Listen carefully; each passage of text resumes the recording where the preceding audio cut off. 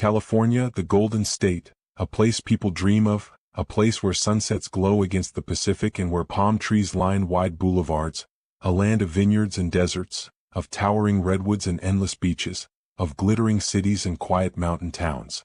It is a state painted in gold, in light, in beauty. But behind the glow, beneath the shine, there is another California, a California that does not bask in the sun, a California that lives in shadows. This California is not found in travel brochures, nor in glossy Hollywood postcards, nor in the songs that sing of surf and sunshine. It is found in creaking staircases and locked rooms, in abandoned ballrooms and faded lobbies, in mirrors that never show you quite alone. It is the California of haunted hotels, places where walls have soaked in too much grief, too much rage, too much tragedy to ever stand silent again. Hotels are meant to be places of rest, places where weary travelers lay their heads, where laughter rises from the bar, where families make memories and where couples celebrate love. Yet, hotels are also places of secrets.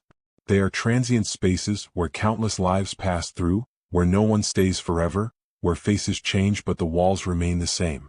Think of it, night after night, room after room, door after door, hundreds of stories being lived and ended in the same corridors. Some leave no trace, but others leave something behind, something heavy, something that lingers. In California, hotels have witnessed everything. The rowdy chaos of the gold rush, when miners stumbled through saloons and collapsed in their rented rooms.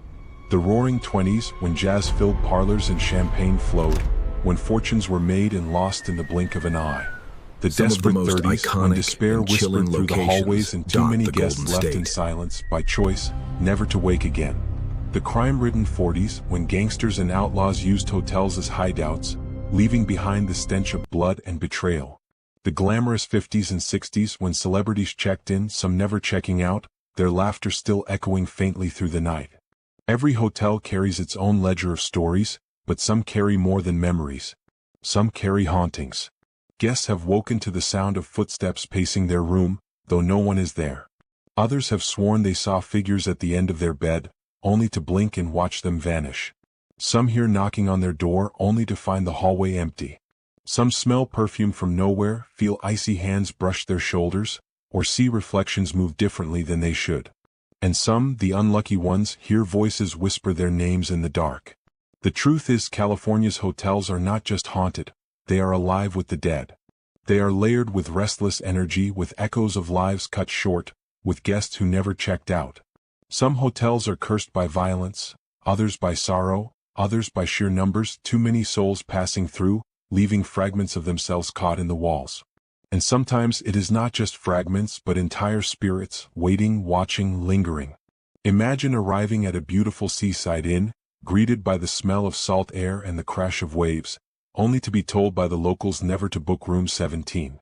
Imagine climbing the grand staircase of a Victorian hotel, only to freeze halfway as you feel unseen eyes watching from the landing above. Imagine drifting off to sleep in a luxury suite, only to wake to the sound of children laughing, when you know no families are staying that night. Imagine staying at a desert lodge where silence stretches for miles, yet in the stillness you hear a door slam, followed by footsteps echoing right outside your door. For every light shining in California, there is a shadow cast.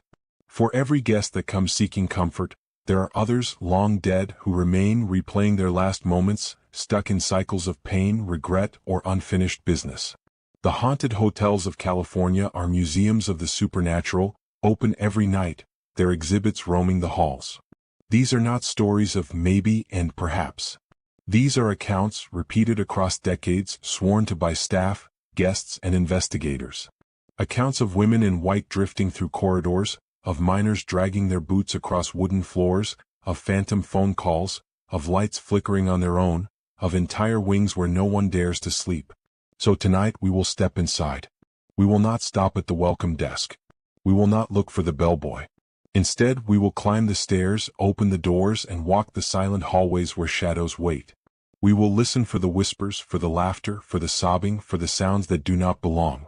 We will meet the brides who never reached the altar, the miners who never found their fortune, the gangsters who paid for their crimes, the children who never grew up, and the celebrities who never left the spotlight. These are California's most haunted hotels, 15 in total, each one carrying its own chilling story, each one more terrifying than the others. Some are beautiful and grand, some are small and forgotten, but all are alive with spirits who refuse to leave. So check in with us now, but remember, the rooms we enter tonight are not empty.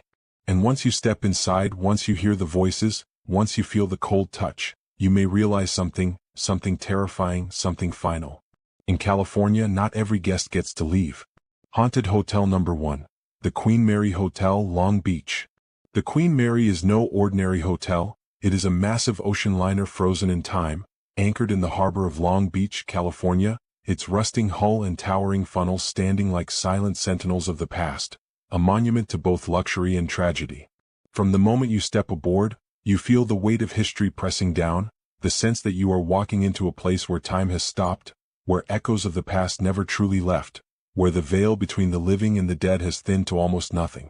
Launched in 1936, the Queen Mary was once one of the grandest ships to ever sail the seas, a floating palace of Art Deco splendor, carrying royalty, movie stars, soldiers, and ordinary passengers across the Atlantic.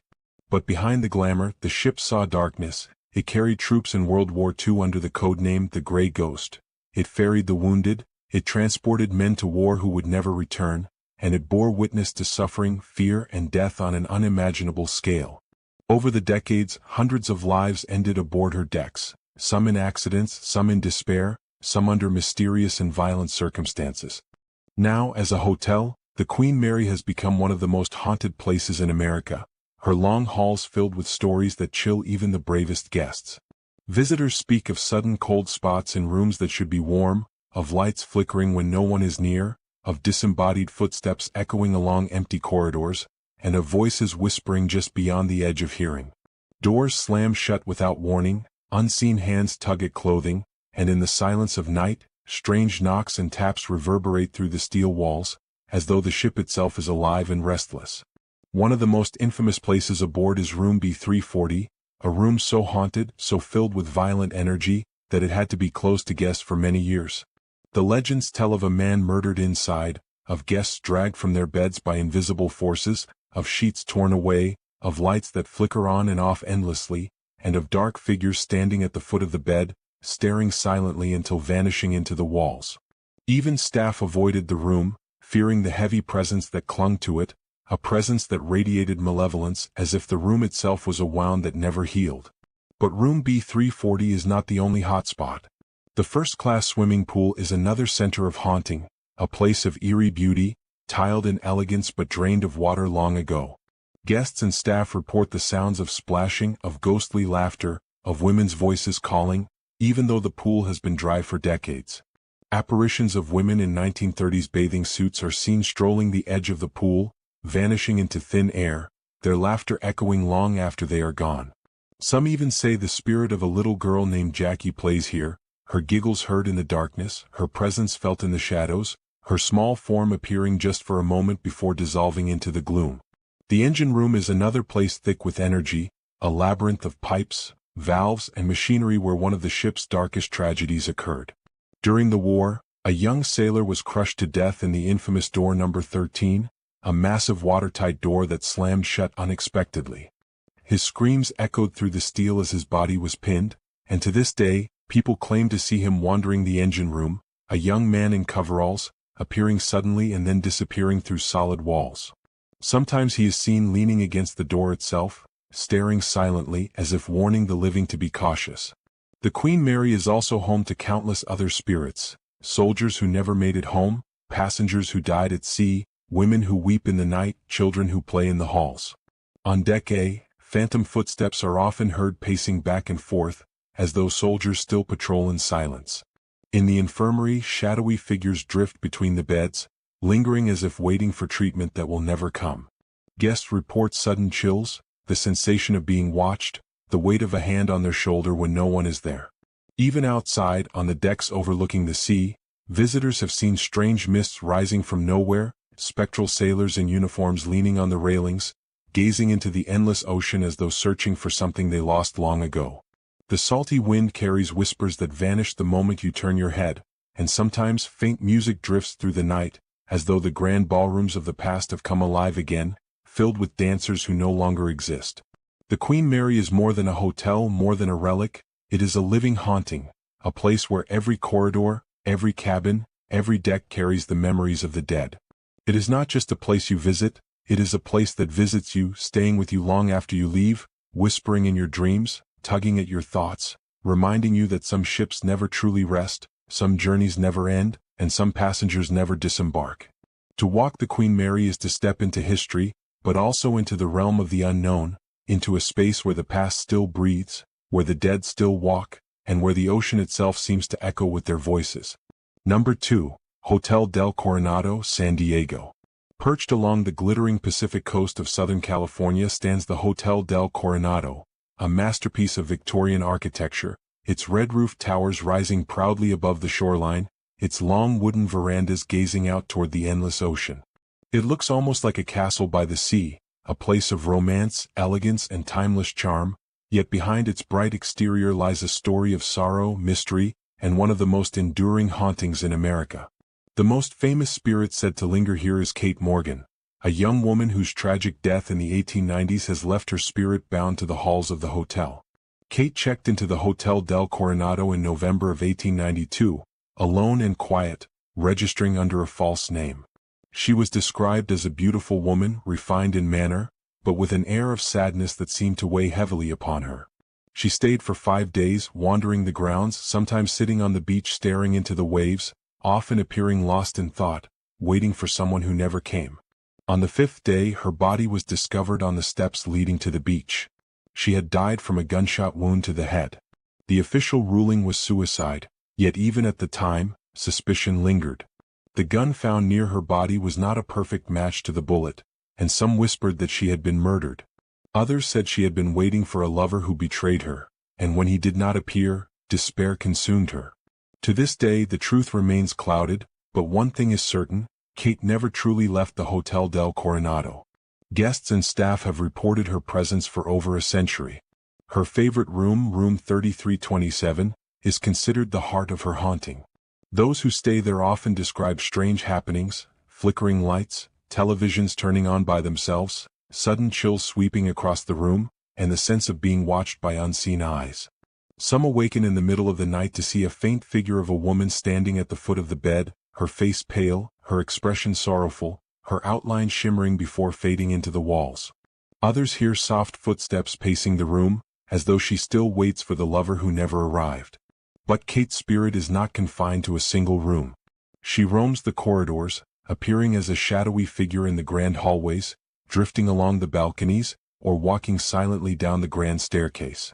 In the gift shop, objects are said to move on their own, books falling from shelves, items sliding across tables, as if Kate is leaving a subtle reminder of her presence.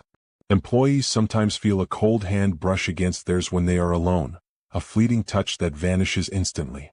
On the beach, where her life ended, her ghost is sometimes seen wandering at dusk, her white dress billowing in the wind, her figure standing against the backdrop of crashing waves. Locals say the sound of her weeping can sometimes be heard over the roar of the ocean, a soft cry carried by the salt air, as though the sea itself remembers her sorrow. Some guests walking late at night along the shore claim to see her out of the corner of their eye, only to find the sands empty when they turn. The haunting of Kate Morgan is not one of terror but of sadness. Unlike many restless spirits, she does not lash out in anger, but lingers in sorrow, trapped in an endless loop of waiting, wandering, and grieving. Psychics who have visited the hotel describe her energy as heavy, filled with longing, yet gentle, as if she is searching for closure she cannot find. She is not alone in the hotel though. Some believe there are other spirits within its walls, guests and workers who passed away over the decades. Their presence is quieter but no less real. Flickering lights, phantom footsteps, and the sound of laughter in empty halls suggest the hotel is home to more than one ghostly resident. Still, it is Kate Morgan who has become the heart of the legend, her name inseparable from the Hotel del Coronado. She has been called the beautiful stranger, a woman whose story has fascinated visitors for over a century, drawing ghost hunters, historians, and curious travelers alike. Some come to see if the tales are true, others come hoping to catch a glimpse of her, and many leave with stories they cannot explain. The Hotel del Coronado stands today not only as a historic landmark, but also as a place where the past is still alive, where sorrow lingers, where beauty and tragedy intertwine. Guests may arrive expecting only the luxury of a seaside resort, but many leave with something more: a brush with the other side, a memory of a presence that is felt but unseen, a whisper of Kate Morgan, forever waiting, forever haunting, forever tied to the waves and the walls of the hotel she never left. Number 3. The Hollywood Roosevelt Hotel, Los Angeles. In the very heart of Hollywood, where the Walk of Fame stretches like a glittering river of stars, stands the Hollywood Roosevelt Hotel, an icon of cinema's golden age, a palace of glamour and luxury that first opened its doors in 1927, just in time to host the very first Academy Awards. For decades, its gilded halls, sweeping staircases and elegant ballrooms have welcomed the brightest stars of film and music, a place where champagne flowed, deals were made, secrets whispered, and dreams were born. But beneath the shine of Hollywood magic, behind the laughter, the clinking glasses, and the endless flashes of cameras, the Roosevelt has a darker side, a shadow lurking within its walls, for this hotel is not only home to the living but also to the dead. The most famous of its spectral residents is Marilyn Monroe, the ultimate symbol of Hollywood beauty and tragedy, who stayed at the Roosevelt during her rise to stardom. Her favorite room was Suite 1200, a luxurious space filled with mirrors, velvet, and the glow of candlelight. After her untimely death in 1962, it is said she never truly left. Guests who stay in her old suite often feel her presence, a sudden rush of cold air in the middle of the night, the faint scent of Chanel No. 5 drifting through the room, the soft sound of laughter echoing from nowhere. The most chilling detail, however, is the mirror that once stood in her room. Many who gazed into it claimed to see her reflection, not their own, a fleeting glimpse of her blonde curls and sad smile staring back, only to vanish in an instant. The mirror was eventually moved to a hotel hallway, where reports of her reflection continued, until staff finally hid it away, too unnerved by the endless sightings. But Marilyn is not the only ghost to wander the Roosevelt. Montgomery Clift, the brooding star of classic films, stayed in room 928 for 3 months while filming From Here to Eternity. He would spend hours pacing the room, memorizing lines, playing his bugle, and wrestling with his inner demons. Long after his death, guests in room 928 have reported the sound of a bugle playing faintly in the distance, even though no such instrument exists in the building. Others feel an unseen presence brushing against them in bed, or pacing endlessly in the dark, a restless energy that refuses to settle. Housekeepers have fled the room after being tapped on the shoulder by invisible hands, while some guests claim to wake in the dead of night to find a shadowy figure standing at the foot of their bed, watching silently before dissolving into the air. The hotel lobby itself is alive with whispers of the supernatural.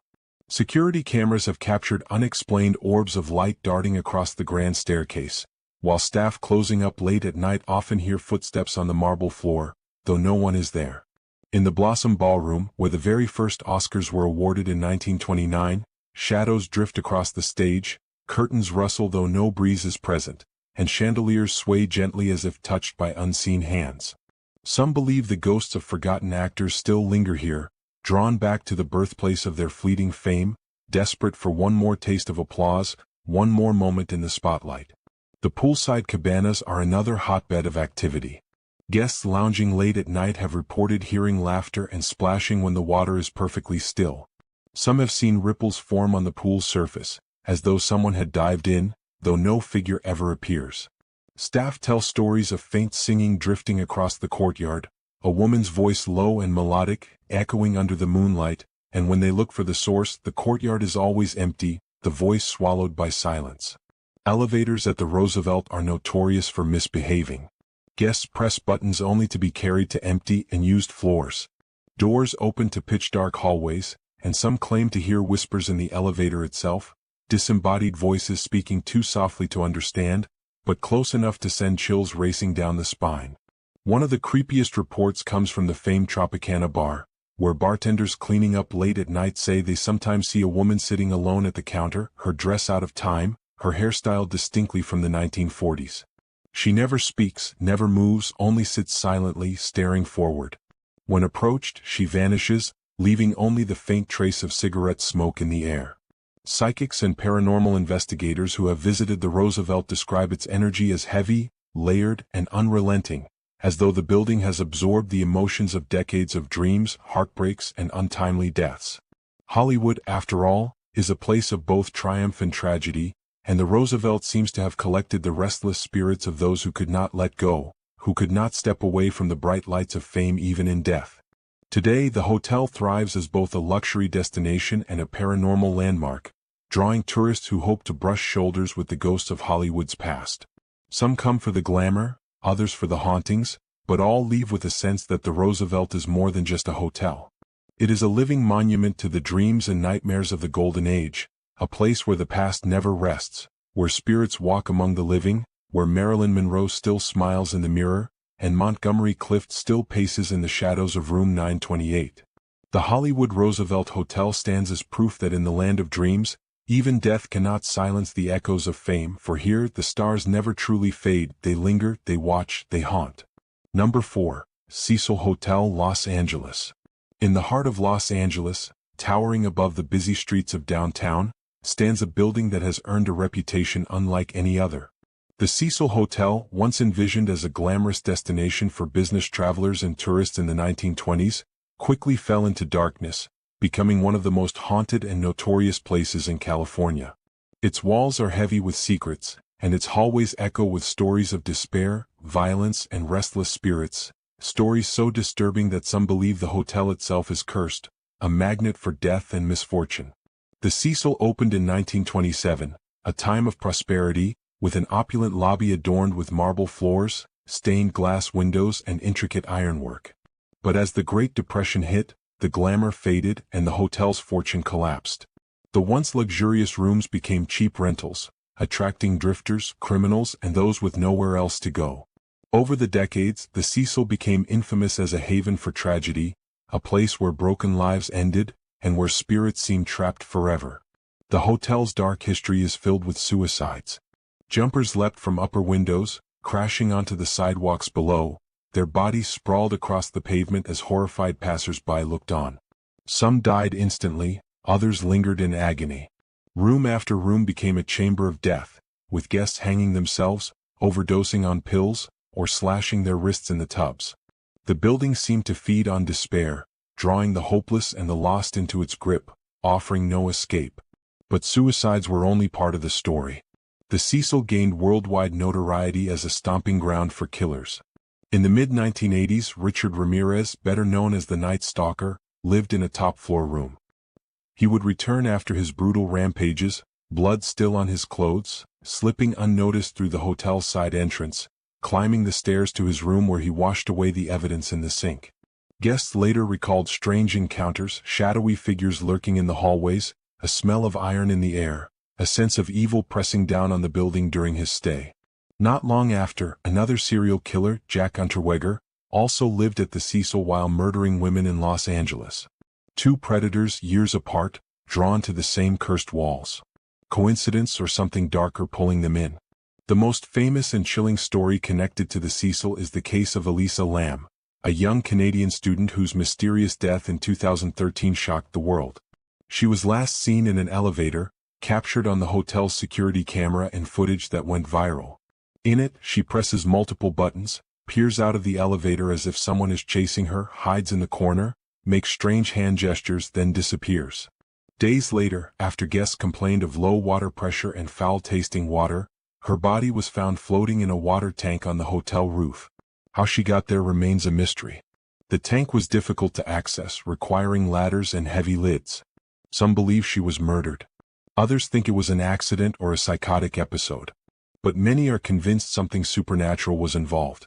Her bizarre behavior in the elevator seemed as though she was interacting with something unseen, perhaps a spirit, perhaps the darkness of the hotel itself. To this day, her story haunts the building, and guests claim the elevators still behave strangely, stopping at random floors, opening to empty hallways, lingering as though waiting for someone who is not there. Paranormal investigators who visit the Cecil report overwhelming feelings of dread the moment they step inside. Cold spots cling to certain rooms, shadows move in the stairwells, and voices whisper faintly in the empty hallways. The 9th floor, where Ramirez once stayed, is said to be the most active, with guests reporting scratching sounds on the walls, the smell of sulfur, and the sense of being watched constantly. Some even claim to see a tall, dark figure at the end of the hallway, who vanishes the moment you approach. The lobby, once filled with laughter and the chatter of travelers, now feels heavy and silent at night. Staff working late tell of doors slamming shut on their own, lights flickering and phones ringing from empty rooms. Housekeepers refuse to work alone on certain floors, claiming they hear footsteps following them, or see figures slip past doorways, only to find the rooms empty. One chilling report tells of a maid who heard a man sobbing behind a locked door. She called security, but when the door was opened, the room was empty, and the sound had vanished. Outside the building, locals still cross the street rather than walk directly in front of the hotel. They say the energy radiating from it feels wrong, as though the structure itself is alive, feeding off the misery within. Tourists who come to photograph the infamous site often capture strange anomalies in their pictures: glowing orbs, streaks of light, or shadowy figures peering from the windows of rooms long vacant. The Cecil Hotel has tried to rebrand over the years, changing its name to Stay on Main, attempting to wash away its dark history, but the truth cannot be erased. Too much blood has been spilled, too many souls lost within its walls. Its reputation as a place of death and despair is unshakable. Today, as the sun sets and darkness falls over Los Angeles, the Cecil looms like a monument to tragedy, its windows glowing faintly, its halls waiting for the next victim. Those who step inside feel it instantly, the heaviness in the air, the way shadows cling to the corners, the way silence seems to whisper. The hotel is more than haunted. It is cursed, a place where the veil between the living and the dead is thin, where darkness thrives, where the restless never sleep. The Cecil Hotel is not just a building. It is a graveyard of the forgotten, a sanctuary for the damned, a reminder that some places carry scars that can never heal, no matter how many names they take, no matter how much time passes. Number 5. Mission Inn Hotel Riverside.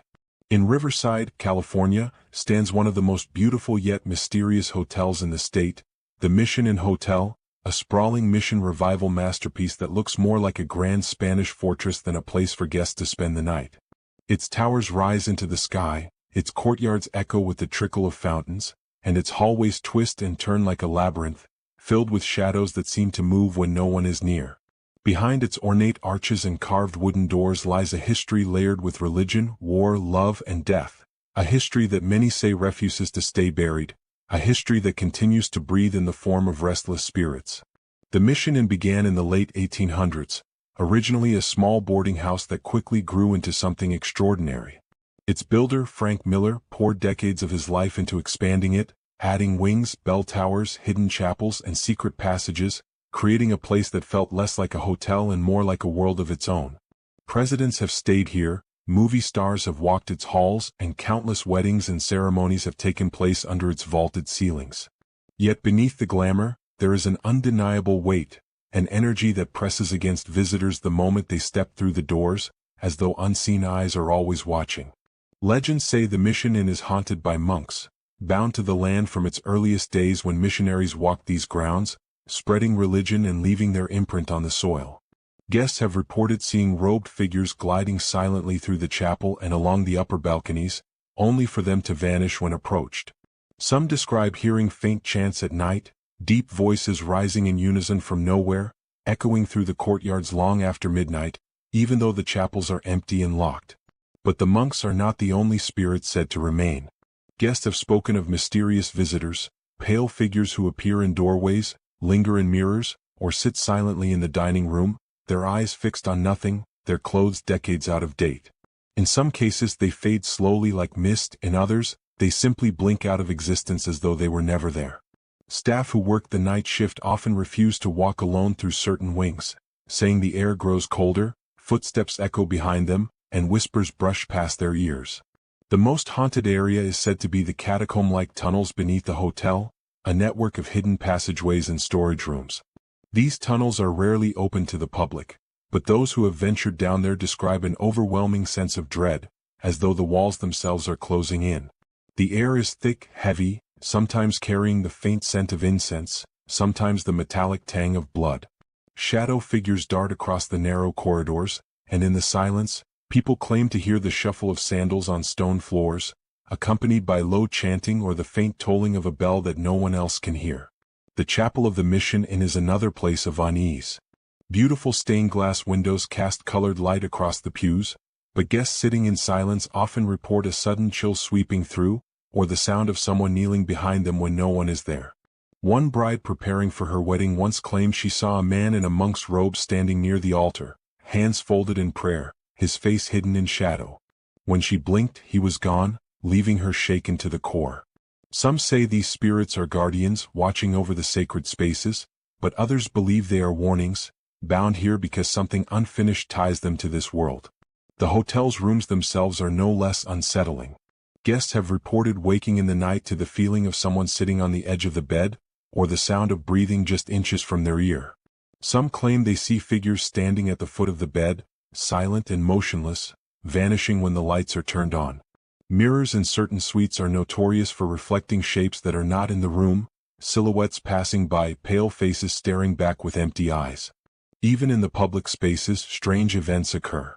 The grand dining room has been the site of flickering lights, glasses shattering on their own, and chandeliers swaying though the air is still. The hallways, long and echoing, are said to be filled with cold spots, where the temperature drops so suddenly that guests can see their breath. More than one visitor has left in the middle of the night, too terrified to stay until morning. Paranormal investigators who have explored the Mission Inn often leave with chilling evidence, recordings of phantom footsteps, unexplained knocks, and voices calling out in Spanish and Latin. Some EVP sessions capture laughter, while others capture chilling whispers that say things like "get out" or "stay with us." Photographs show orbs, streaks of light, or misty figures, often near the chapel or in the shadowed corners of the underground tunnels. Yet perhaps the most disturbing stories are from staff who have worked there for years. Some tell of guests checking in and later calling the front desk, asking about the strange monk they saw walking past their room, only to be told that no monk exists in the hotel. Others claim that cleaning crews find beds neatly made with impressions of bodies still visible, though no one stayed the night. In the kitchen, pots and pans sometimes fly from shelves, and workers feel unseen hands brush against their backs. As beautiful as it is, the Mission Inn feels alive in a way that unsettles even the bravest souls. It is a place where history and death have mingled, where celebrations and funerals have both left their mark, where monks still walk silently through stone halls, where forgotten guests still linger in rooms they never truly left. Today, the Mission Inn remains one of the most famous and historic hotels in California, attracting tourists, travelers, and ghost hunters alike.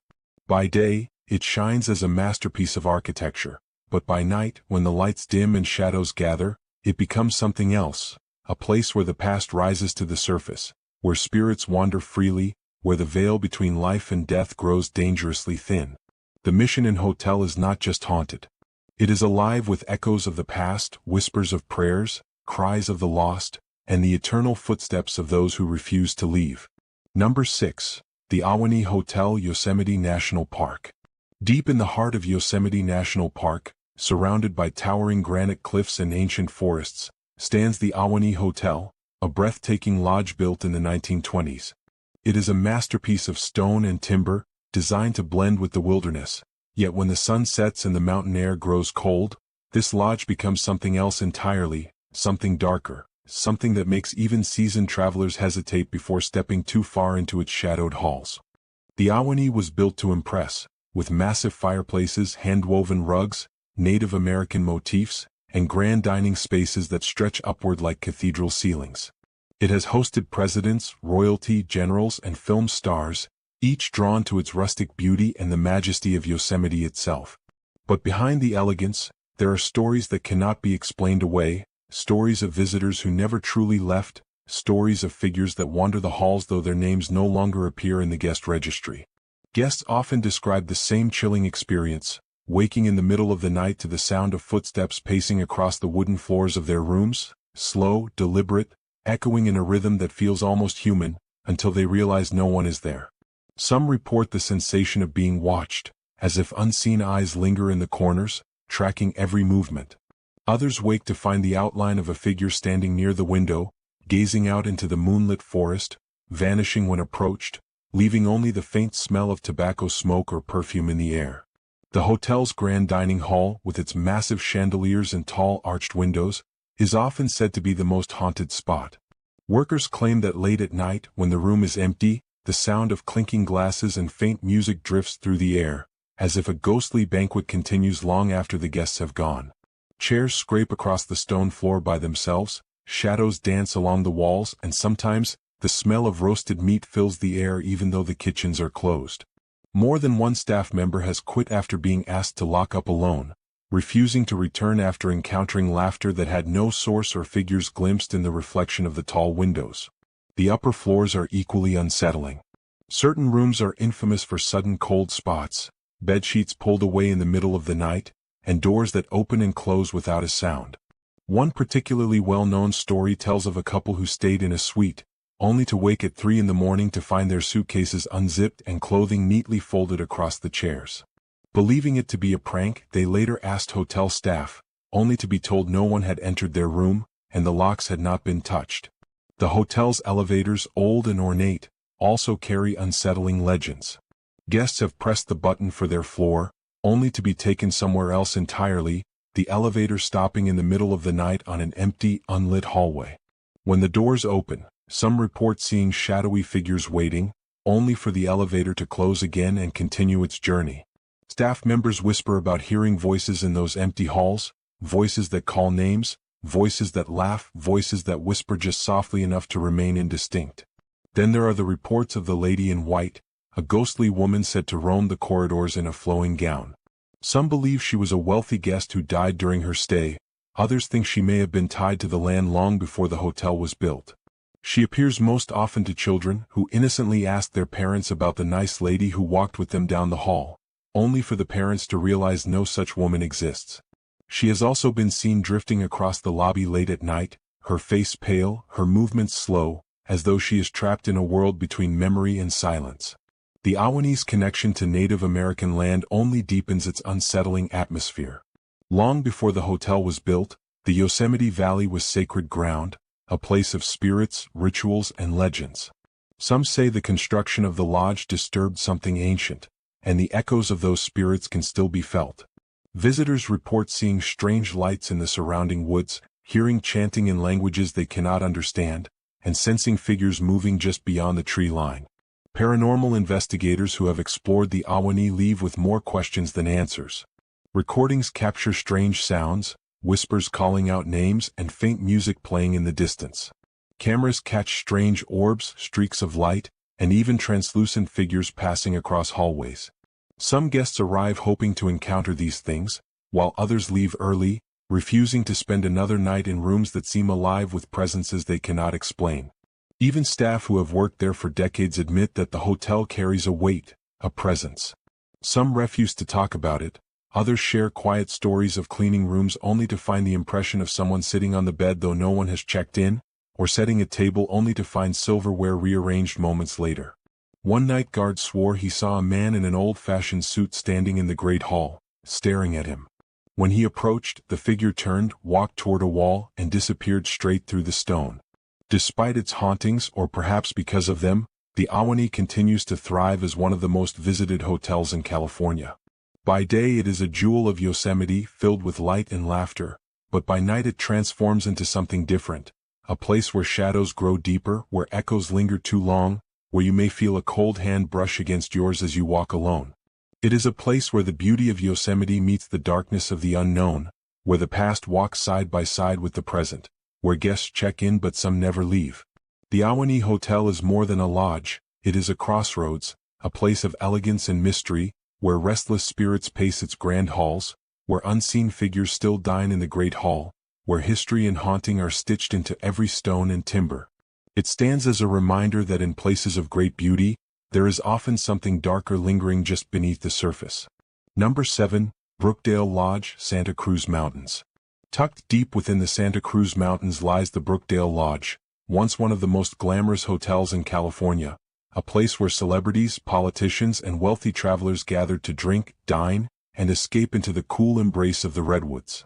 Yet behind its beauty and charm, the Brookdale has earned a reputation unlike any other, a reputation for being one of the most haunted hotels in the state.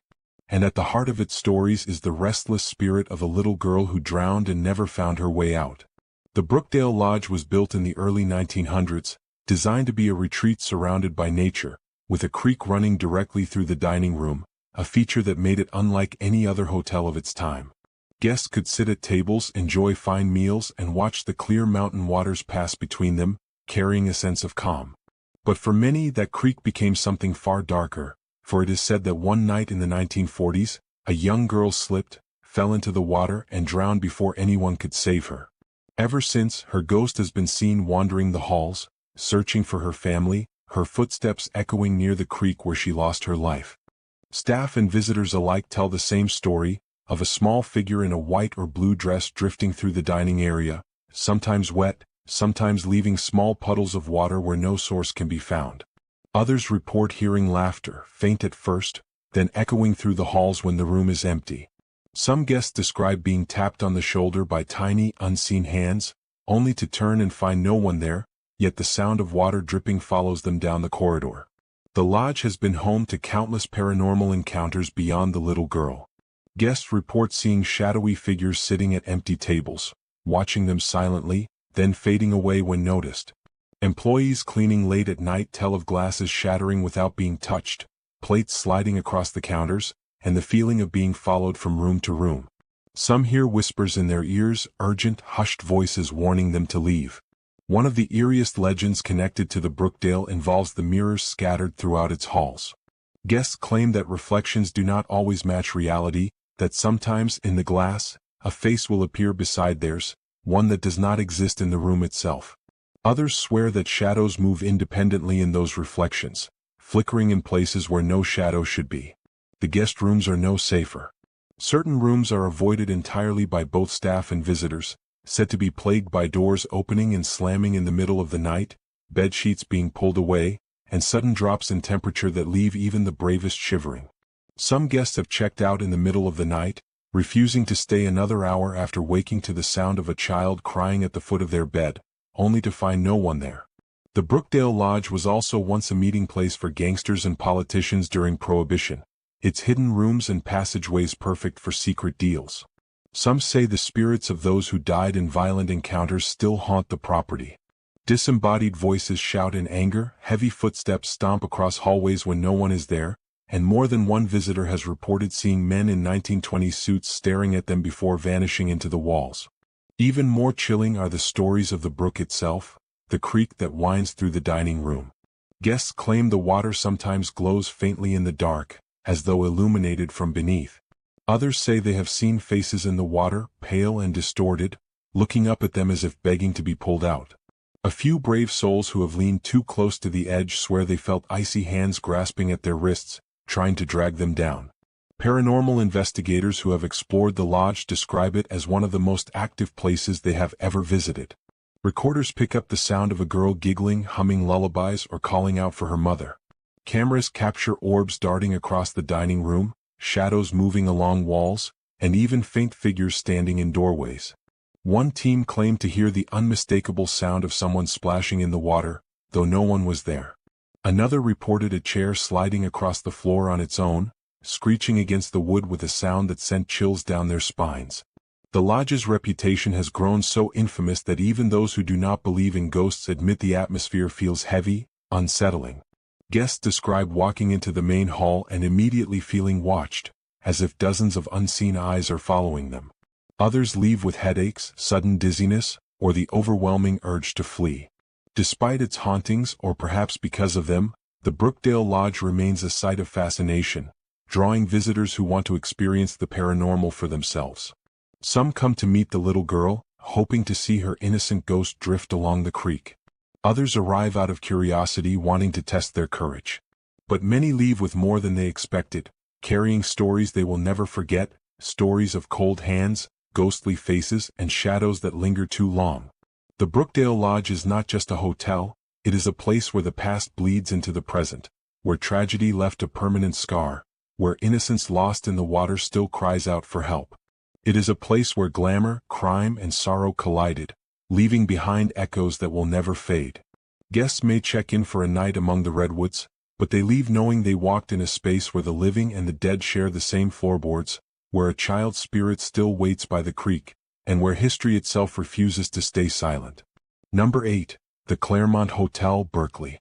On the hills overlooking the Bay Area stands the Grand Claremont Hotel, a sprawling, castle-like resort that opened its doors in 1915. From the outside, it looks like a dream: white towers, arched windows, lush gardens, and sweeping views of the San Francisco skyline. It has welcomed presidents, celebrities, and the wealthy elite for over a century.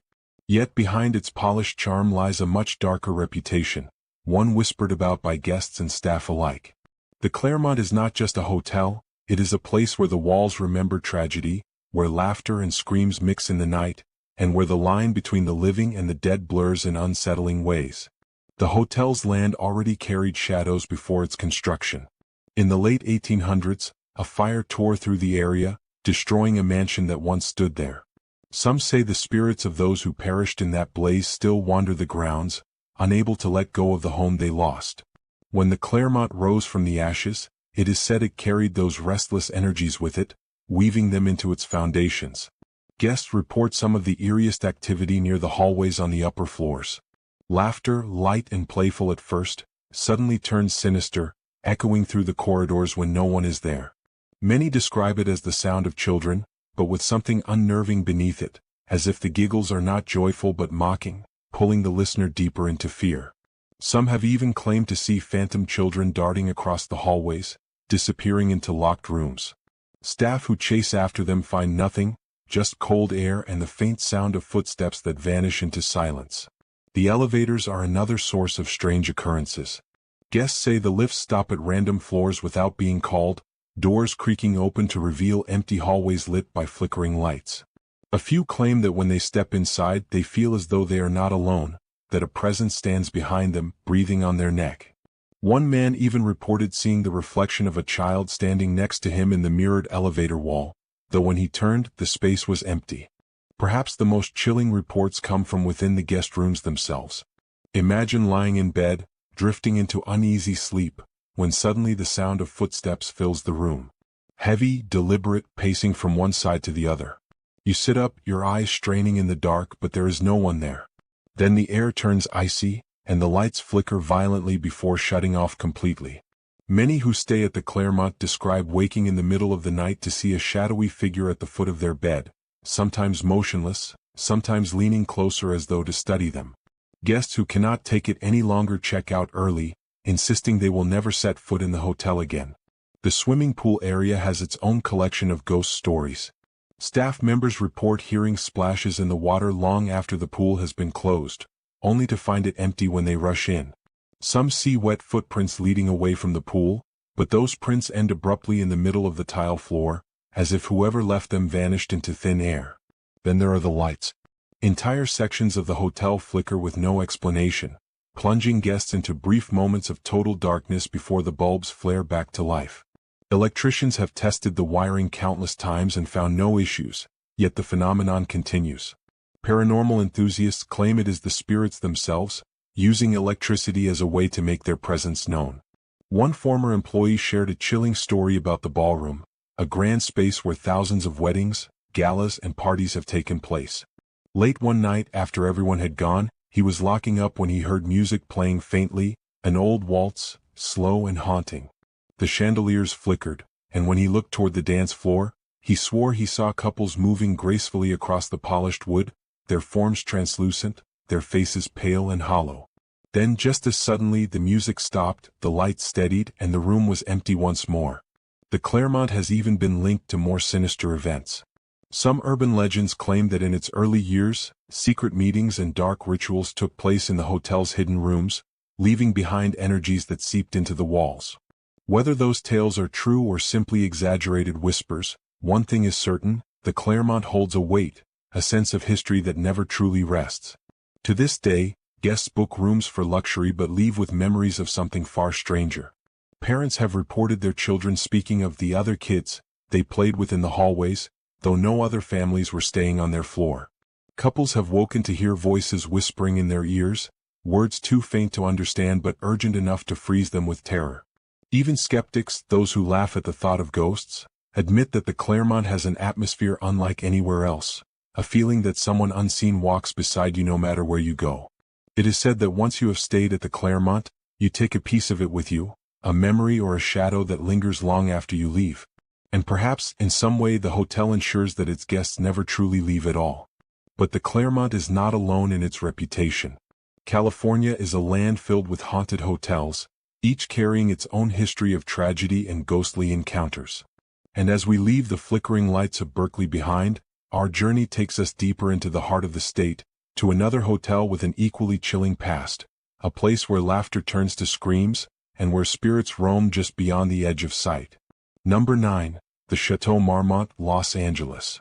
Perched above the Sunset Strip, the Chateau Marmont is more than just a hotel, it is an icon of Hollywood glamour and scandal. Built in 1929, it was designed to resemble a French Gothic castle, a fortress of indulgence where the rich and famous could hide from the public eye. It has been home to countless legends, a place where secrets were made and kept, where fame burned bright and sometimes burned out entirely. But with its glamorous reputation also comes something darker, for the chateau is a place where many lives ended far too soon, and where the echoes of those tragedies linger long after the headlines faded. The most infamous story tied to the hotel is that of actor John Belushi. In 1982, he died in Bungalow 3 from a drug overdose at only 33 years old. Ever since, guests who stay in that bungalow report strange occurrences. The television turns on by itself, objects shift from one side of the room to another, and laughter is heard in the empty space. One family claimed that their child woke in the middle of the night and said simply, "The funny man is here," pointing toward a corner where no one was standing. Paranormal investigators who have entered the bungalow describe the air as thick, heavy, as though sadness itself has soaked into the walls. But Belushi is not the only spirit said to remain here. The chateau has long been a refuge for stars who lived fast and died young, and some believe that those restless souls still wander the grounds. Staff whisper about Marilyn Monroe, who stayed at the hotel during the height of her fame. Guests have reported seeing a woman in white drifting through the hallways, her form glowing faintly, her presence heartbreaking. Others insist they have heard the sound of weeping from empty suites, soft and mournful, as if a soul weighed down by fame still cannot find peace. Musicians, too, seem to linger in the shadows of the chateau. In the years since its opening, countless rock stars and performers have treated the hotel as a sanctuary of excess. But with excess often came tragedy. Guests speak of hearing music late at night, not from the living, but from some unseen party that never ends. A piano playing a tune from decades ago echoes faintly through the halls. Those who follow the sound find empty rooms, cold drafts, and nothing more. Some say these are the echoes of artists who gave too much of themselves to their craft, and now remain trapped in the place that was both their playground and their prison. Even beyond its famous guests, the chateau carries an aura of unease. Its architecture, with shadowy corridors and thick walls, makes one feel both sheltered and trapped. Many visitors describe the sensation of being watched, especially on the upper floors where the hallways stretch endlessly and the silence feels alive. Shadows move where they should not, footsteps echo without a source, and cold spots appear in rooms with no open windows. The chateau has also been a place of secrecy, and some whisper that dark deals, betrayals, and heartbreak soaked into its very foundations. Tragedy does not just live in its past, it breathes in its present, a reminder that behind the glitter of Hollywood lies loneliness, despair, and spirits that never let go. Staying at the Chateau Marmont is like stepping into another world, one where history and myth overlap, where the glamour of Hollywood is forever intertwined with death. Guests come for luxury, but some leave with memories they cannot explain, encounters they do not want to relive. Perhaps that is why so many stories persist, because the chateau does not just host the living, it also keeps the dead close. And yet, the chateau is not the only Los Angeles hotel where shadows outnumber the lights. Just beyond its walls lies another place with its own disturbing reputation, another destination where whispers follow you down the corridors and ghosts cling to the air. Number 10. National Hotel, Nevada City. The National Hotel in Nevada City is not just a building. It is a vessel, a container of memories, tragedies, and restless souls. Built in 1856 at the peak of California's gold rush, the hotel quickly became a hub for prospectors, gamblers, merchants, and dreamers who flooded into the Sierra Nevada mountains with the hope of striking it rich. The wealth of that era was intoxicating, but it came hand in hand with ruin, betrayal, and blood. For more than a century and a half, the hotel has stood as a silent witness, its walls soaking in the desperation of miners who lost everything, the sorrow of women who waited for lovers that never returned, and the pain of men who met violent ends. And if the stories are true, the echoes of their lives continue to linger in every hallway, every room, every creaking floorboard. Imagine walking through its tall wooden doors. The decor immediately sweeps you back in time. Velvet drapes, polished oak, and Victorian furniture preserved with care. But no matter how elegant it looks, you cannot shake the feeling that you are being watched. Guests often describe the air inside as heavy, as though unseen eyes follow them with each step. At first it is subtle, the faint sense of someone walking just behind you, the sudden silence when you stop to listen. But as night falls, the atmosphere shifts. Shadows seem to move on their own. The creaks in the floor become footsteps. The whispers of the past grow louder, until they feel almost alive. One of the most chilling legends tied to the hotel is the story of the young woman in white. She was said to be a guest in the late 1800s, waiting for her fiancé who promised to return to her after a journey into the goldfields. He never came back. Some say he was killed by bandits. Others believe he left her for another woman. Heartbroken and unable to bear the humiliation of abandonment, she took her own life in her hotel room. Since then, countless visitors have reported seeing her spectral figure drifting down the halls, her face pale, her eyes fixed on some distant horizon. In the stillness of the night, guests claim to hear her crying, soft but unmistakable, as though her grief has seeped permanently into the walls. But she is not the only one who lingers here. Miners themselves are said to haunt the building. Men who worked themselves to death chasing dreams of gold that never came. At night, guests lying awake hear the sound of boots on the staircases, heavy and deliberate. Sometimes voices murmur outside locked doors, deep, gruff tones that sound like men plotting in secret. When the door is opened, there is no one there. And yet the voices continue faintly, drifting further down the hall until they vanish into silence. The bar is one of the most active parts of the hotel. Staff tell stories of glasses sliding across counters on their own, chairs shifting as though pulled back by unseen hands, and sudden bursts of laughter echoing when the room is empty. One bartender swears he once heard a full poker game in progress, the sound of cards shuffling and coins clinking together, only to find the tables completely deserted. These stories are so common that even skeptics admit something strange stirs within those walls. The guest rooms themselves hold their own dark secrets. Many who stay overnight complain of sudden drops in temperature, icy chills that cut through blankets. Some wake to find shadowy figures standing at the foot of their beds. Others describe the sensation of someone sitting beside them on the mattress, the weight pressing down as though an invisible guest has joined them. One particularly chilling story comes from a traveler who awoke in the dead of night to see a man in dusty miner's clothes sitting quietly in the corner of the room. His eyes were hollow, his hands clasped around an old leather pouch. When she screamed, he faded into nothingness, leaving behind only the faint smell of smoke and earth. The hotel has also survived several devastating fires. Locals whisper that the spirits of those who perished in the flames never left. Guests report smelling smoke when no fire burns, hearing the faint crackling of timber, and seeing hazy flickers of orange light dancing across the walls. Some say the building itself remembers, replaying its moments of destruction for those willing or unlucky enough to experience them. But perhaps the most terrifying encounters come not from what guests see, but from what they feel. The National Hotel is infamous for its oppressive energy. Visitors describe waking up with an overwhelming sense of dread, as though something dark is hovering just above them. Others feel hands brushing against their skin in the dark, cold and clammy.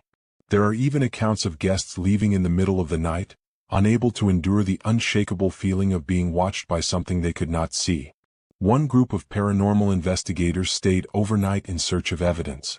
They set up cameras, recorders, and sensors in multiple rooms. What they captured was chilling. Disembodied voices calling names. Sudden flashes of light. And on one recording, the faint but clear sound of a woman whispering, "Do not leave me." When the investigators returned to their equipment, they found objects had shifted. Chairs moved inches from where they were placed. A table lamp knocked onto the floor. None of them admitted to touching it, and all of them swore they felt a presence pressing against them throughout the night. Even in daylight, the hotel does not lose its aura of unease. Sunlight streams through the windows, but shadows cling stubbornly to the corners of rooms. Staff members confess that they often avoid certain hallways, especially when alone. Many refuse to enter particular rooms after dark. And still, the National Hotel thrives, welcoming new guests who either dismiss the ghost stories or come chasing them. For those who dare to stay, the question is always the same. Will you simply sleep in a historic inn, or will you join the countless others who left with a story they could never explain? Because here in Nevada City, history is not a thing of the past. It walks the halls. It cries in the silence. It whispers in your ear while you lie awake in bed, praying for morning to come. The National Hotel is not just a destination. It is a reminder that some stories refuse to end, that some spirits refuse to move on, and that sometimes the past is closer than we think. Number 11. Hotel Ledger, Mokelumne Hill. The Hotel Ledger in Mokelumne Hill is more than just a historic inn. It is a relic of a past soaked in greed, violence, and sorrow. Built in 1851 in the wild heart of California's gold rush, the hotel became the center of a town notorious for its lawlessness. Mokelumne Hill was one of the richest mining camps in the Sierra Nevada, drawing thousands of prospectors from around the world, but with riches came chaos, bloodshed, and despair. The town was infamous for its brawls, murders, and sudden deaths. And the hotel, standing in the center of it all, absorbed the energy of every fight, every cry, every last breath. To this day, visitors say the building is alive, breathing with the memories of those who never left. Step inside and you are instantly swept back in time. The walls are built from thick stone, the bar still carries the same rustic charm, and upstairs, the guest rooms echo the Victorian elegance of another century. But no matter how inviting it seems, the air inside feels different. Heavier. Charged. As though you are not walking into a hotel, but into the middle of a story that has never ended. One of the most well-known spirits said to haunt the hotel is that of George Ledger himself, the owner for whom the inn is named. Ledger ran the establishment during the gold rush years, and he was known as both a respected businessman and a ruthless figure who kept his hotel thriving despite the violence that consumed the town. George Ledger died within these walls, and many believe he chose never to leave. Guests and staff report seeing a tall man in period clothing, standing silently in the halls or watching from the balcony. His presence is so strong that people feel compelled to step aside, as though making room for him, even though the hallway is empty. Some claim he still manages the hotel from beyond, ensuring that order is maintained, though his methods are anything but gentle.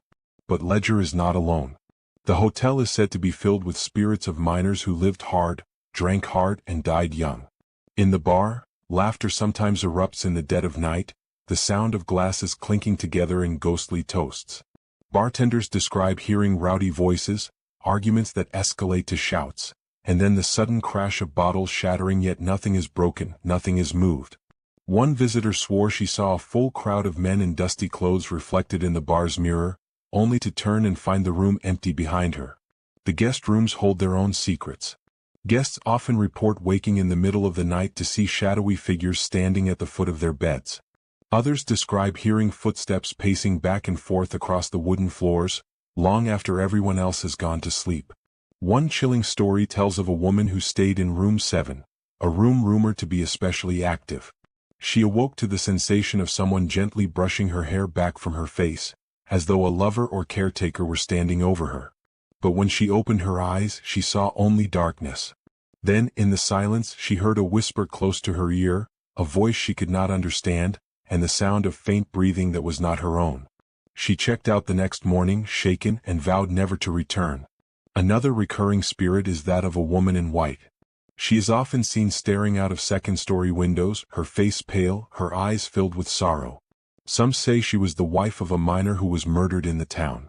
Others believe she was a woman of the night, who met a violent end at the hands of a jealous lover. Her story remains uncertain, but her presence is undeniable. Guests walking the streets at night have looked up to see her figure framed in the window, only for her to vanish as soon as they blink.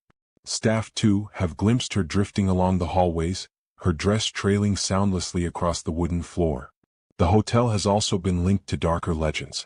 Mokelumne Hill was a rough place, and many men were hanged or shot in disputes over gold, women, or cards. Some say the restless spirits of these men still wander the hotel, searching for justice they never received.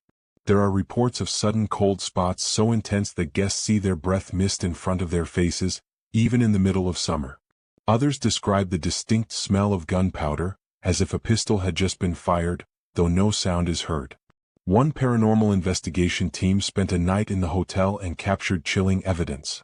In one room, their recorder picked up the faint sound of a man humming, low and steady, a tune no one recognized. In another, their camera captured a door opening slowly on its own. The team swore that the latch had been locked moments before. Perhaps most disturbing was a moment in the basement, where one investigator felt a sharp tug on his arm and heard a voice whisper, "Get out." He was so shaken that he refused to re-enter the room for the rest of the night.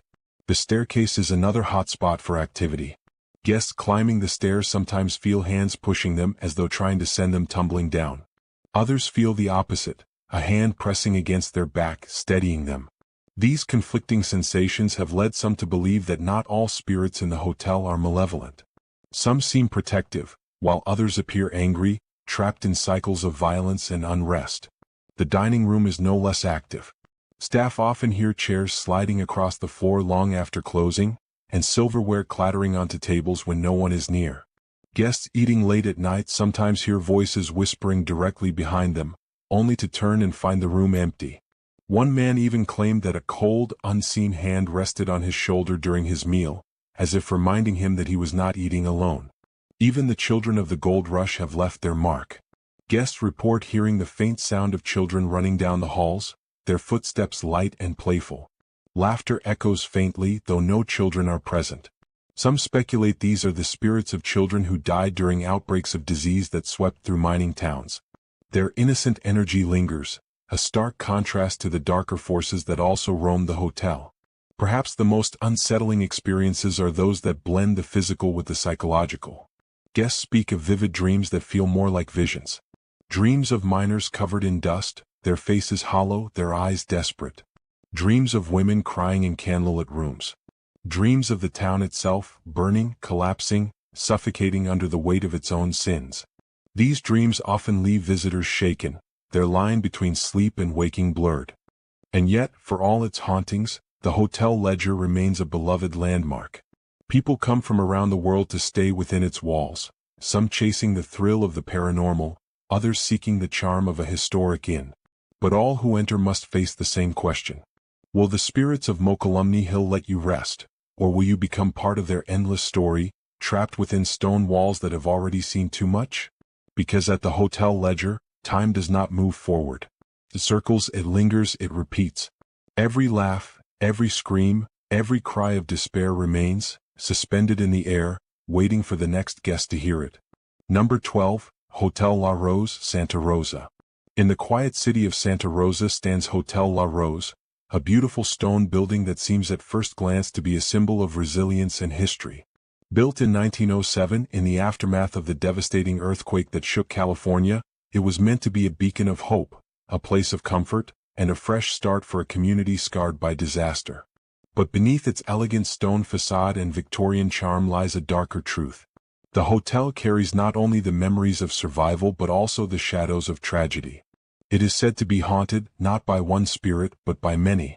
Spirits of children whose laughter was cut short, workers whose lives were stolen by fire, and countless souls who found no peace even after death. The first thing you notice when entering Hotel La Rose is the silence.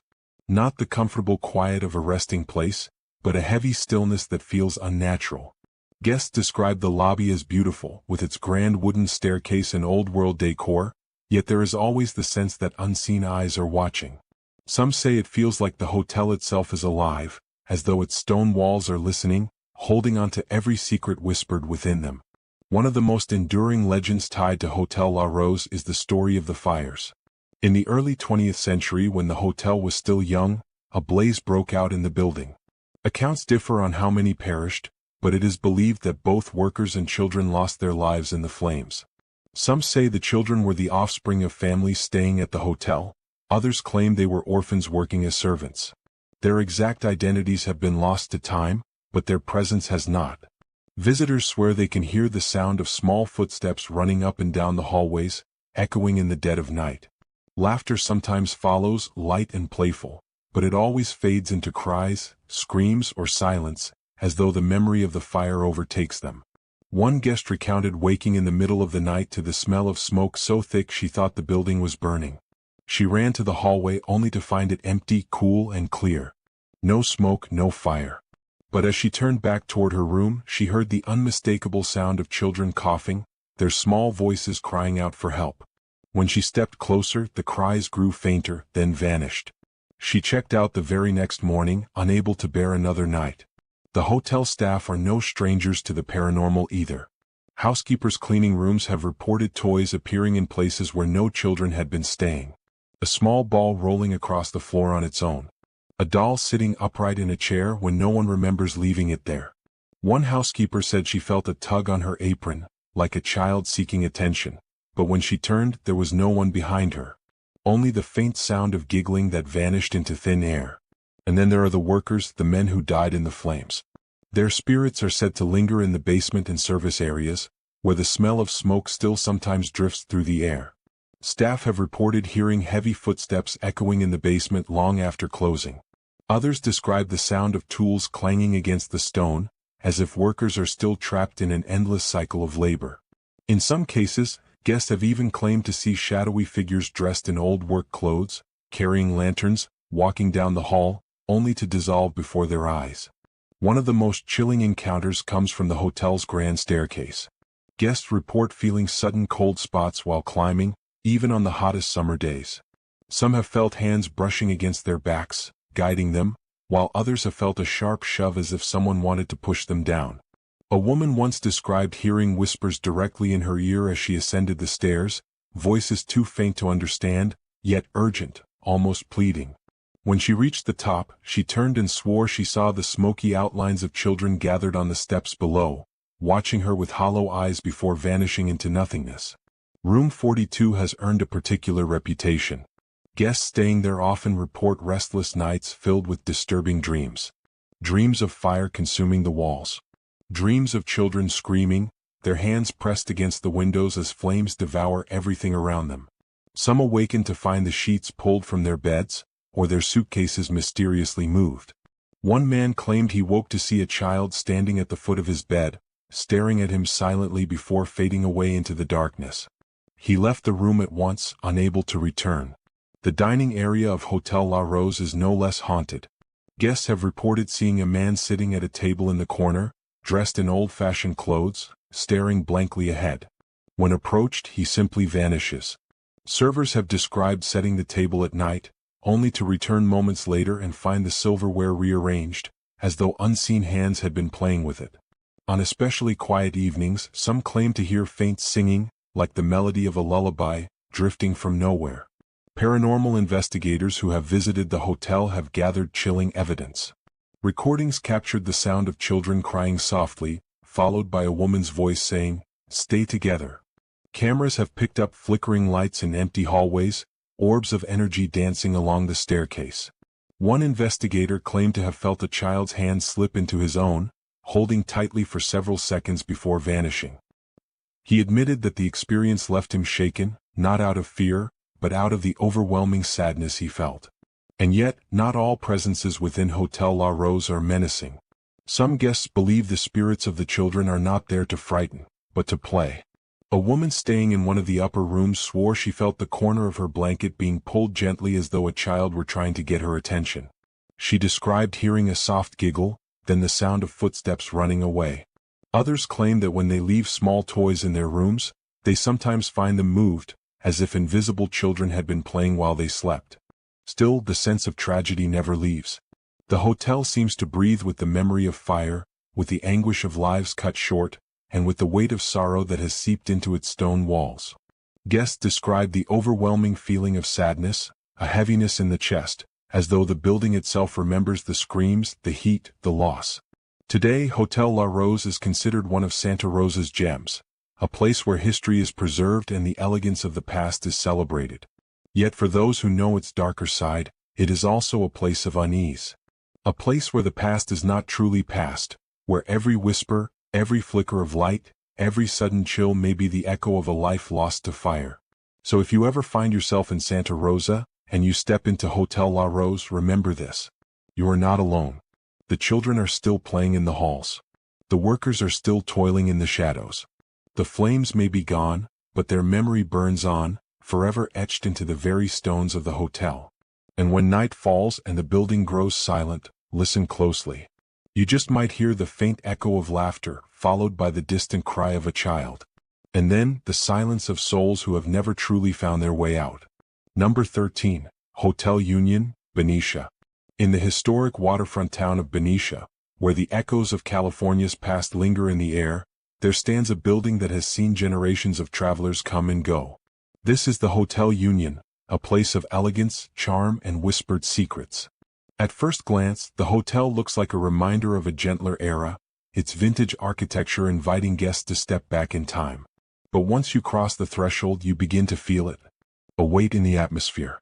A subtle but unmistakable presence that suggests you are not alone. For the Union Hotel, as it is often called, is no ordinary inn. It is a place where the line between the living and the dead grows thin, and where the past continues to walk alongside the present. The hotel was built in the 1850s, during the early days of California's statehood. It has served as a hub for politicians, businessmen, sailors, and dreamers chasing fortune. With such a long and storied history, it comes as no surprise that tragedy has left its mark here. Fires, sudden deaths, heartbreaks, and misfortunes have all seeped into the walls of the Union Hotel. And with them came the spirits. Guests who stay here often remark on the strange sounds that seem to echo through the halls. Footsteps pacing above them when no one occupies the room. Doors that creak open in the middle of the night, only to slam shut with force. Whispers that drift through the air, too faint to understand, yet close enough to raise goosebumps across the skin.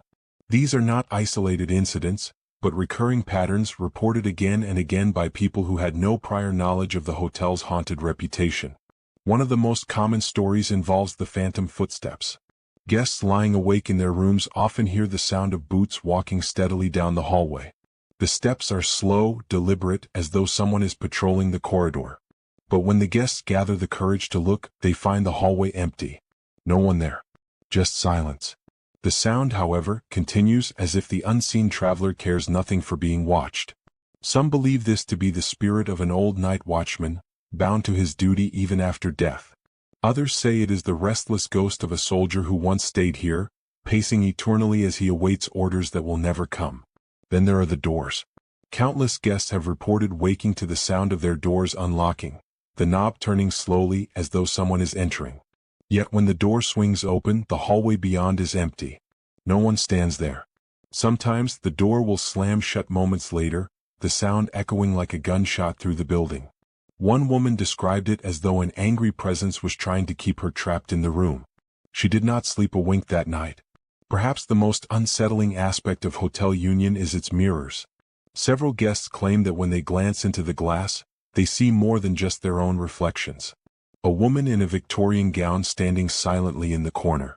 A man with hollow eyes lingering just over their shoulder. Children peering out with expressionless faces. These apparitions vanish when the guests turn around, but their images linger in the mind. Paranormal investigators have even captured strange distortions in the mirrors. Shapes, figures, and lights that cannot be explained. Room 7 is said to be the most haunted of them all. People who stay there often complain of feeling watched from the moment they enter. The bed creaks on its own as if someone has sat down beside them. Objects move slightly during the night, small but noticeable shifts. A woman who once stayed in room 7 described feeling a hand stroke her hair as she lay in bed. When she turned, expecting to see her husband, she was horrified to find herself alone. Her husband was asleep in another room entirely. The hotel bar is another hotspot of paranormal activity. Patrons sipping drinks have reported seeing shadowy figures drifting across the room. Bartenders have watched glasses slide along the counter with no one touching them. Late at night, faint music is said to echo through the bar, as though an invisible band were playing. The notes rise and fall, sometimes cheerful, sometimes mournful, but always unnerving. Locals say it is the sound of long-dead patrons reliving their nights of revelry. The staff of Hotel Union, while accustomed to strange events, are not immune to fear. Several have admitted to refusing to work certain shifts alone. Housekeepers whisper about being followed as they clean, hearing footsteps behind them that stop the moment they turn around. Others claim to hear their names being whispered in empty rooms. One housekeeper even reported seeing a man in an old naval uniform standing at the end of a hallway. He looked directly at her, then vanished into the wall. Visitors sometimes speak of cold spots, pockets of icy air that appear suddenly, even in the warmth of summer. These cold spots often accompany the sensation of being watched. Some people even claim they feel unseen fingers brushing against their arms, or a sudden chill on the back of their necks, as though someone is breathing just over their shoulder.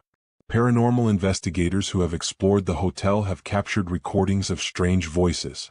One recording features a deep male voice saying, "Get out," followed by a loud banging sound. Another captured what sounded like a child laughing, though no children were present at the time. Photographs often reveal orbs of light, streaks, or shadowy figures that the naked eye does not see. Yet not all spirits in Hotel Union are said to be menacing. Some appear to be trapped in a loop, replaying moments of their lives over and over. Guests claim to see a woman in white sitting at a vanity table, brushing her hair, oblivious to everything around her. Others describe a man smoking a pipe near the fireplace, staring into the flames. These spectral figures do not interact, do not acknowledge the living, but fade slowly as if dissolving into air. Still, for every benign presence, there are those who bring dread. People often describe waking with the sensation of pressure on their chests, as though something heavy is sitting on them. Some are unable to move, their bodies paralyzed, while shadowy figures loom at the edges of the bed. One man claimed to see a face leaning inches from his own, hollow-eyed and grinning. He left in the middle of the night, refusing ever to return. The Union Hotel is more than a resting place for weary travelers. It is a tapestry woven with sorrow, tragedy, and lingering spirits. Each creak of the floorboards, each flicker of the lights, each unexplained sound is a reminder that this building is alive with history. And not all of that history is at peace. So if you ever find yourself in Benicia, and you walk through the doors of Hotel Union, remember that you may not walk alone. Listen carefully to the footsteps in the hall, to the whispers in the dark, to the doors that open without cause. And if you feel a hand brush against yours or catch a reflection in the mirror that is not your own, take a deep breath and remember this. The past is still here. The spirits have never left. And they are watching. Always watching. Number 14. Hotel Monte Vista, Flagstaff. In the heart of Flagstaff, just beyond the California border, stands a hotel that has witnessed decades of restless travelers, wandering musicians, and passing stars of Hollywood's golden age. The Hotel Monte Vista, built in the roaring 1920s, has long been considered a jewel of the region. With its vintage neon sign glowing against the night sky, it beckons visitors with the promise of charm, history, and comfort. But step inside and you may discover something far darker lingering in the halls. For behind its inviting exterior lies a place steeped in mystery, death, and ghostly encounters that continue to unsettle guests to this day. From the moment you walk through its revolving doors, you can feel it. A stillness in the air. A strange electricity that hums beneath the surface. Many describe it as a subtle weight pressing against the chest, a sensation that whispers you are being observed. Perhaps it is the long history of the building, a place where lives were lived, where tragedies unfolded, where restless souls still wander. Or perhaps it is something older, something that has attached itself to the land long before the hotel was ever built. Whatever the case, guests and staff alike agree, the Monte Vista is alive with spirits. The hotel rose to fame during the early years of Hollywood. Actors, writers, and musicians traveling through the Southwest often found themselves staying here. Humphrey Bogart, Clark Gable, and other screen legends once walked its halls.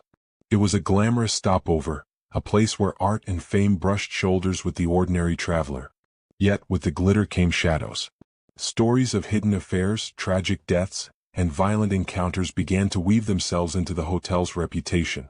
And with those tragedies came the hauntings. One of the most notorious spirits said to dwell in the Monte Vista is that of a long-dead bellboy. Guests staying on the third floor often report hearing a knock at their doors late at night. When they answer, no one is there. Yet the knocking continues, moving down the hallway, door to door, as though someone is on duty, forever making rounds. Some say that if you open the door quickly enough, you may catch a glimpse of him. A young man in an outdated uniform, standing silently, his expression blank. Then he vanishes before your eyes. Another ghostly tale centers on room 210. It was here, decades ago, that two prostitutes were murdered by a client. Their bodies were discovered in the room, their lives brutally ended. Since then, guests report chilling activity within those walls. Furniture moves on its own. Cold drafts snake through the air. At night, people wake to the sensation of someone climbing into bed beside them. The indentation of a body pressing into the mattress. Whispers in a woman's voice that seem to echo inches from the ear. Some guests have fled the room in terror, vowing never to return. Room 305 is equally infamous. Known as one of the most haunted in the entire hotel, it is said to be home to the spirit of an old woman. Guests claim to see her rocking in a chair near the window. She hums quietly, her body swaying, her form visible in dim light. But when approached, she disappears, leaving the chair perfectly still. Some believe she was once a long-term resident who died alone, her spirit bound forever to the place she called home. Staff members avoid the room whenever possible, uneasy about the presence that lingers there. The hotel bar has its own collection of tales. Patrons sipping drinks often hear the sound of a disembodied voice ordering whiskey, though no one sits at the bar stool beside them. Glasses move across the counter. Lights flicker above the bottles.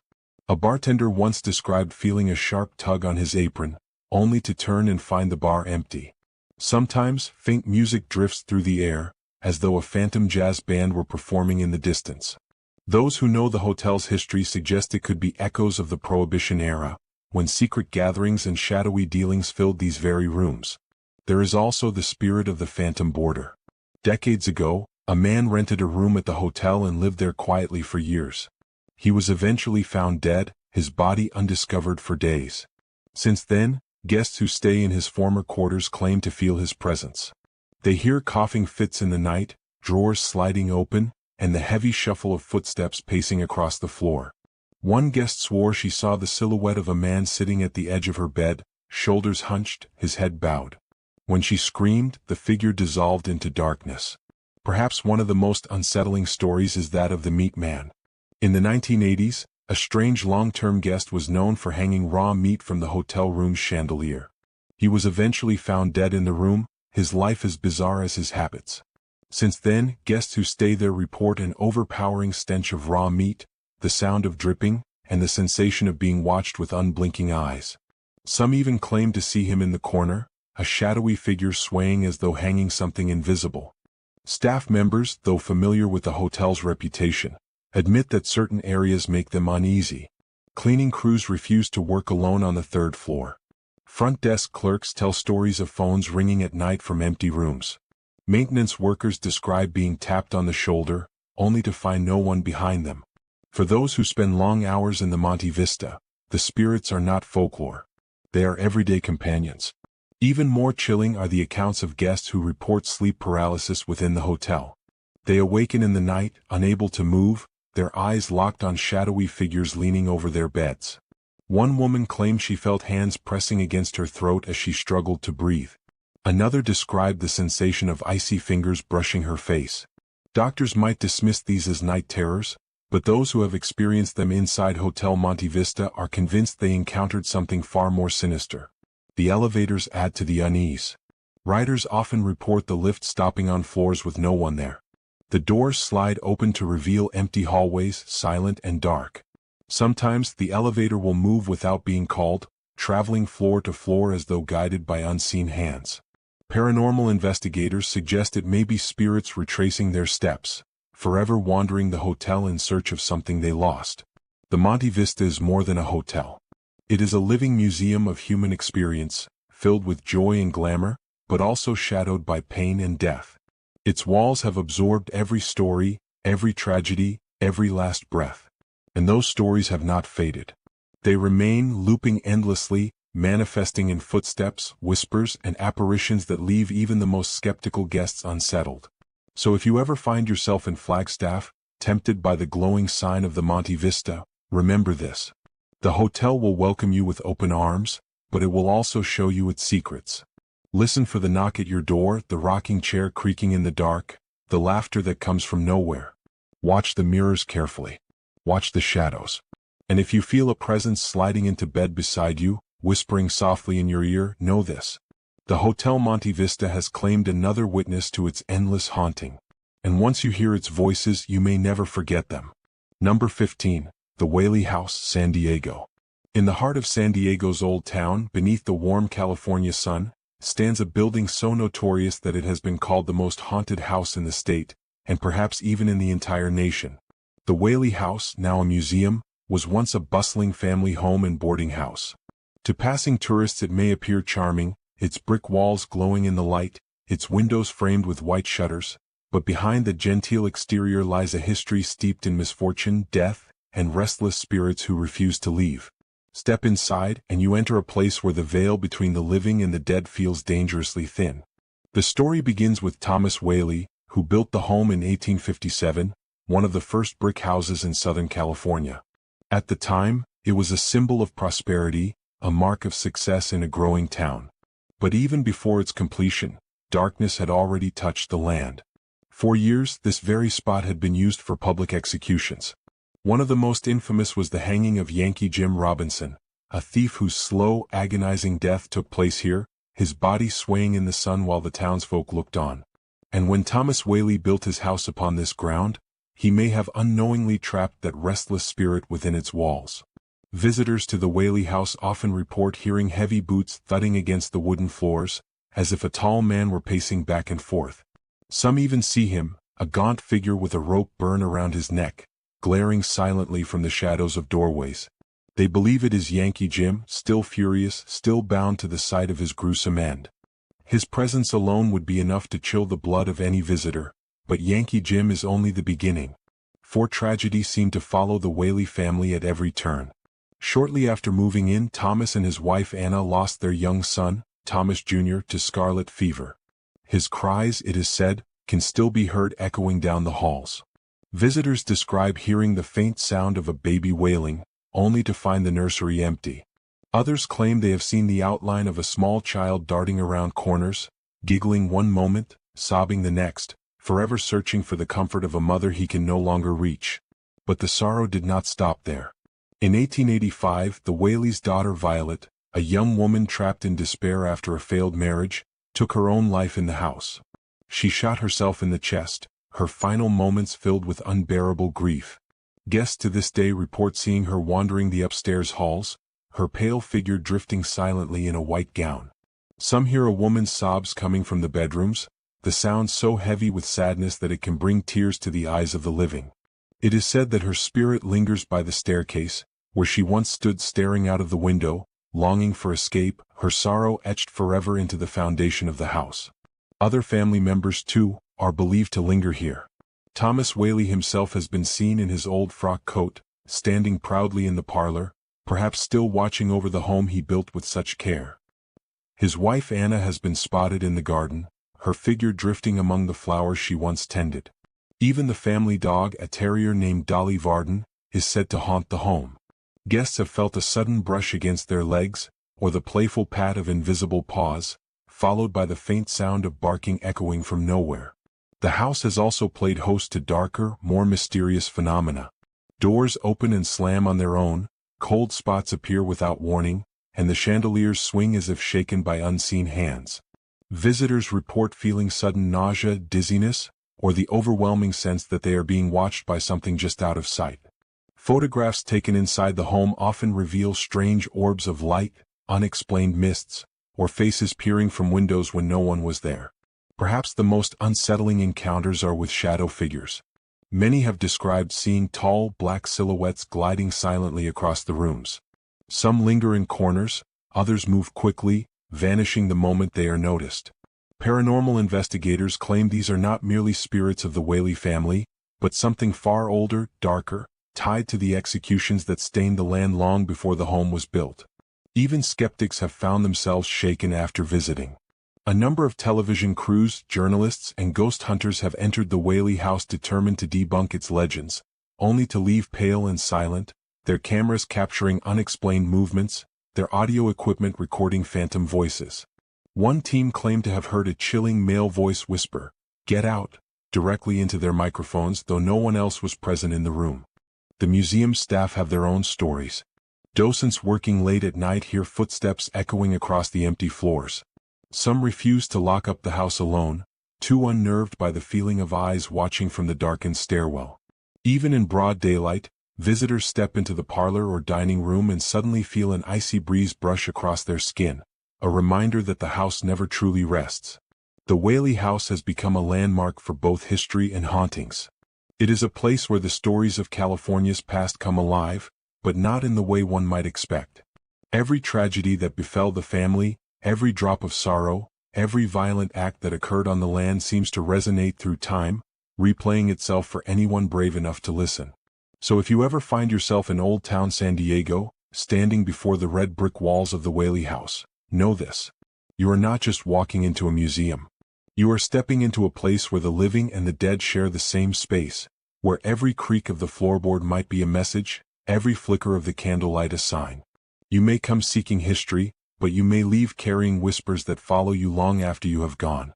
And should you feel a presence standing beside you as you climb the old staircase, do not look too quickly. For the Whaley family is still there, their lives cut short, their stories unfinished, their home forever alive with the echoes of the past. And so we come to the end of our journey, but perhaps it is not truly an end at all, for the stories we have walked through tonight do not rest in pages or vanish in words. They linger in the air, they linger in the cracks of the walls, in the roots of trees, in the fog that rolls across forgotten graveyards, in the dark corridors of haunted hotels, in the lonely paths of ghost towns, in the shifting silence of forests, and in the restless stillness of cemeteries. Think of what you have heard, think of the miners who never left the tunnels, the brides who never made it to the altar, the children whose laughter echoes long after their bones have turned to dust, the soldiers still marching with no war to fight, the women weeping with no end to their sorrow, the priests whispering prayers to no living congregation. These are not just stories of the past, they are reminders that the past never truly dies. It breathes, it watches, it waits, and sometimes it calls out to those who dare to listen. Perhaps you believe or perhaps you do not. Perhaps you think these tales are nothing more than shadows of imagination, fueled by fear, candlelight, and sleepless nights. But ask yourself this: why do so many people from so many places, separated by years, decades, even centuries, report the same whispers, the same footsteps, the same shadows crossing doorways when no one is there? Why do entire towns carry curses? Why do houses cling to sorrow? Why do hotels remember tragedies as if the walls themselves have a soul? The answer may never be clear, yet the stories continue, told by trembling voices, written in dusty journals, captured in shaky photographs, replayed in recordings where voices answer questions no living mouth has spoken. The world is wide and every corner of it has its ghosts. Tonight we have walked only a few of them, but know this: wherever you are, there are stories near you too, waiting to be heard, waiting to be believed.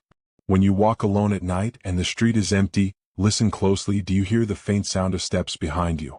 When you wake in the middle of the night and your room is dark, do you feel the weight of unseen eyes watching?